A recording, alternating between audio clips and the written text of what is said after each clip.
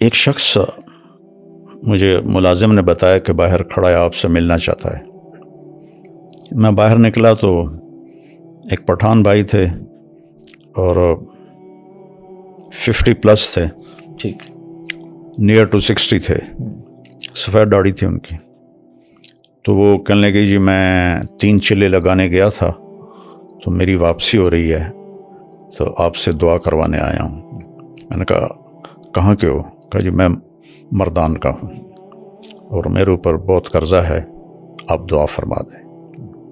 تو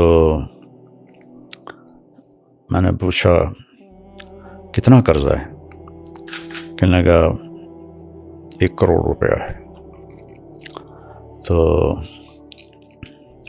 اور میں چونکہ ادا میرے ساتھ میرا پارٹنر تھا، اس نے میرے ساتھ دھوکہ کیا اور وہ مال لے کے افغانی تھا، وہ دوڑ گیا واپس افغانستان، تو سارا قرضہ میرے اوپر آ گیا۔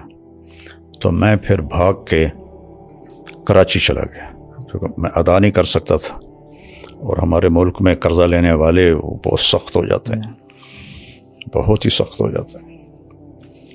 تو پھر میں کراچی چلا گیا۔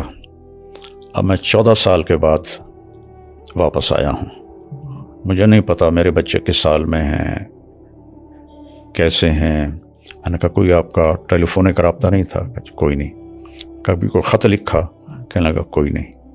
میں نے کہا اللہ کے بندے، کسی کا فون لے کر لیتے کب؟ مجھے میری بیوی کے پاس فون ہی نہیں تھا 14 سال پہلے، تو پھر میں نے بالکل رابطہ کاٹ دیا۔ تو خط بھی میں نے نہیں لکھا کہ کہیں میرا پتہ نہ چل جائے، تو میں تو چھپا ہوا تھا 14 سال۔ تو میں نے پوچھا پھر اب کہاں جاؤ گے؟ کہا جی ابھی میں مردان تو جا نہیں سکتا، اب دیکھتا ہوں کہ میں کہاں جاؤں گا۔ تو میں نے کہا تم یہیں ٹھہرو، میں کچھ انتظام کرتا ہوں۔ تو کون زیادہ تمہیں تنگ کر رہا ہے؟ تو اس نے کہا جی وہاں کا ایک ہمارا بڑا سردار ہے، MP بھی بنتا ہے، اس کے میں نے 25 لاکھ دینے ہیں، اور ایک دوسرا ہے وہ بھی وہاں کا بڑا با اثر ہے، اس کے کوئی 15 لاکھ دینے ہیں کہ 10 لاکھ دینے ہیں، مجھے یاد نہیں ہے۔ تو وہ اگر ادا ہو جائیں تو میں گھر جا سکتا ہوں۔ تو میں نے پھر کہیں سے، چونکہ وہ MP تھے تو مردان میں میرے جاننے والے تھے، تو میں نے وہاں سے ان کا فون نمبر لے کر ان سے رابطہ کیا۔ مجھے وہ جانتے تھے نام سے۔ جی میں نے کہا جی اس کے پیسوں کی میں ضمانت دیتا ہوں، میں آپ کو دے دوں گا، تو آپ تھوڑا اس کو فری ہینڈ دے دیں۔ اس نے کہا جی ٹھیک۔ تو پھر میں نے اس کے گھر کا پتہ کروایا۔ تو ایک ساتھی سے تبلیغی دوست ہر جگہ، جی ہر جگہ ہوتے ہیں، نیٹ ورک پوری دنیا میں ہے، بالکل۔ تو وہ ان کے گھر تک پہنچا، ان کی بیوی سے میری بات ہوئی، سلمہ نام تھا اس کا، اس کا نام تھا منظر خان۔ ٹھیک۔ تو میں نے اس سے فون پہ بات کی، میں نے اس سے پوچھا آپ کے خامند کدھر ہیں؟ کہا جی کچھ پتہ نہیں کدھر ہے۔ کتنے سال ہو گئے ہیں؟ کہا 14 سال ہو گئے ہیں، اور قرضے والوں نے ہمیں بہت ذلیل کیا ہے، لیکن ہم غریب لوگ ہیں، ہم کچھ بھی نہیں کر سکتے، بے عزت ہوتے رہتے ہیں۔ میں نے کہا آپ کے لیے نا میں فیصلہ، میں آپ لوگوں سے ملنا چاہتا ہوں۔ تو میں نے وہیں ایک ساتھی کے ذریعے گاڑی کا انتظام کروایا، ٹیکسی کروائی۔ ٹھیک ہے۔ میں نے کہا اس کو میرا نام بتانا، ٹھیک ہے، تو وہ تمہیں لے آئے گا، میں یہاں پیسے دے دوں گا۔ ٹھیک ہے۔ تو اس کی 2 بیٹیاں تھیں اور ایک بیٹا تھا جو قرض خواہوں نے پکڑا ہوا تھا۔ تو وہ تینوں آ گئیں، تو میں نے ان کو یہیں اسی لاؤنج میں بٹھایا۔ ٹھیک ہے۔ اور منظر خان پیچھے، یہ ادھر پیچھے کمرہ ہے، جی وہاں رہ رہا تھا۔ ٹھیک ہے۔ تو میں نے اس کو اوپر بلایا، تو میں نے کہا آپ ان کو پہچانتے ہیں؟ تو اس کی تو چیخیں نکل گئیں، دوڑ، یعنی میں خود ایسے رونے لگا کہ میری اپنی حالت ایسی ہو گئی۔ تو اس نے اپنی چھوٹی بچی کو ایسے گلے سے لگا کے چیخیں ماری. نہ چھوٹی بیٹی نے پہچانا، نہ بڑی بیٹی نے پہچانا، نہ بیوی نے پہچانا کہ جب وہ گیا تھا جوان تھا، داڑھی نہیں تھی، اب اتنی بڑی داڑھی، وہ بھی سفید ہو گئی.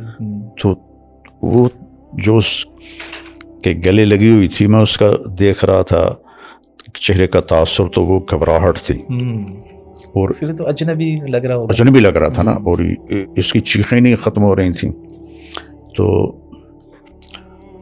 اس کا ایک یہاں نشان تھا، کوئی زخم لگا تھا اسے یہاں، تو وہ ایک گہرا نشان تھا یہاں. اچھا. تو اس کی بیوی نے وہ نشان دیکھا تو پھر اس نے اسے پہچانا. تو میں نے انہیں پھر یہاں رکھا 2 دن. ایم پی اے صاحب کو میں نے پیسے ٹرانسفر کیے 25 لاکھ، اور دوسرے کو 10 لاکھ تھے یا 15 لاکھ تھے، وہ ٹرانسفر کیے. تو انہوں نے کہا کہ آپ ان کو بھیج دیں، تو پھر وہ ان کو بھیج دیا. پھر اس کو پتہ نہیں، مجھے یاد نہیں ہے چونکہ کافی پرانی بات ہے، کہ وہ جو بیٹے کو پکڑا ہوا تھا کتنے پیسوں میں تھا، وہ پیسے دیے، وہ انہیں چھوڑا.